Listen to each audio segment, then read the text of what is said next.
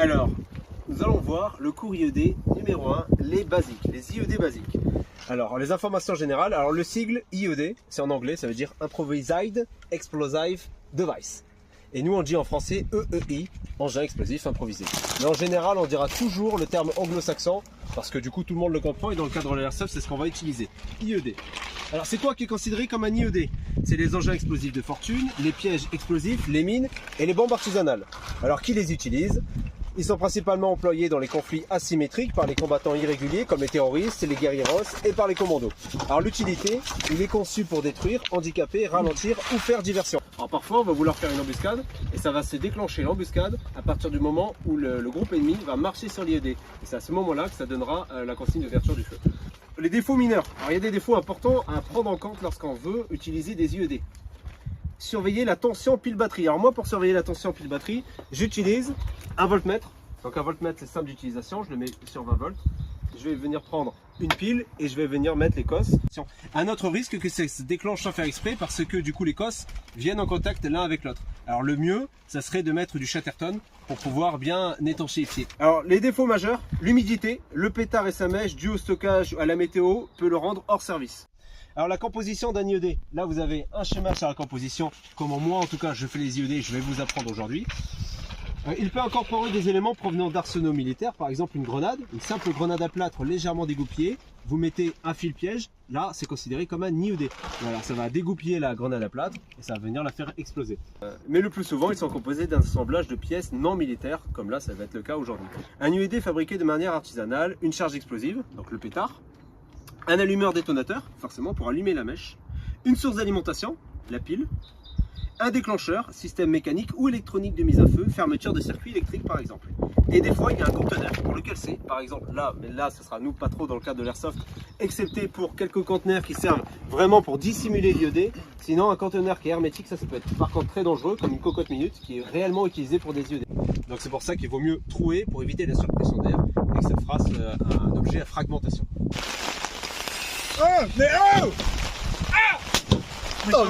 Voilà, donc ça c'est un IED, voilà, dans la boîte.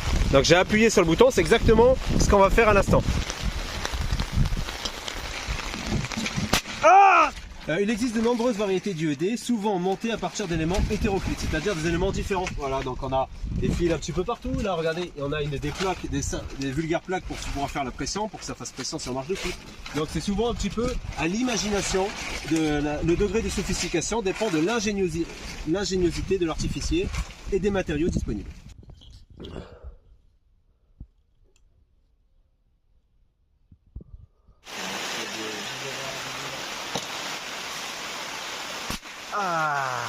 Vous avez aussi la traction. La traction, le tirage du fil en nylon dégoupille une grenade. Et un fil relié et un plastique séparant deux plaques de métal qui feront contact. Le classique de la pince à linge comme on a vu.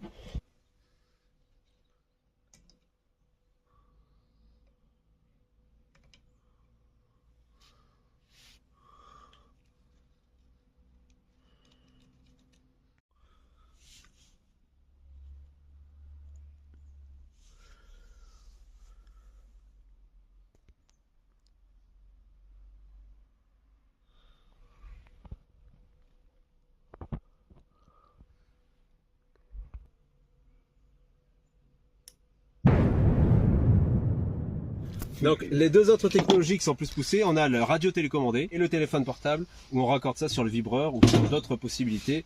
Mais ça, ce sera pour un cours plus poussé. Pour l'instant, vous allez confectionner un IED basique chacun. Alors je vais vous distribuer le matos. Là, pour pas vous embrouiller, vous allez mettre le contacteur, par exemple noir sur noir. Alors regardez, si vous voyez que le fil il est beaucoup trop court, vous prenez les dents. Je viens croiser les deux fils.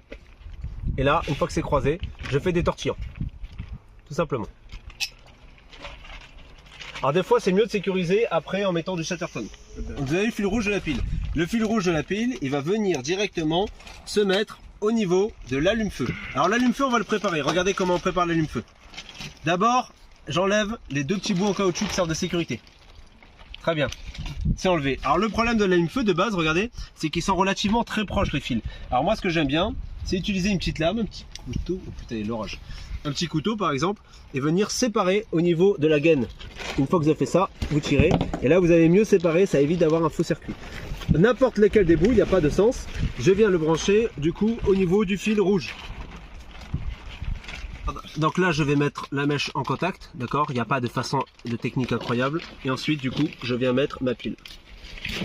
Donc là le mieux après ce sera de sécuriser, d'accord, parce qu'il ne faut pas que les fils par inadvertance se touchent. Sinon, sinon c'est mort. Je teste. Éloigne-le la feuille, putain enfoiré. Ah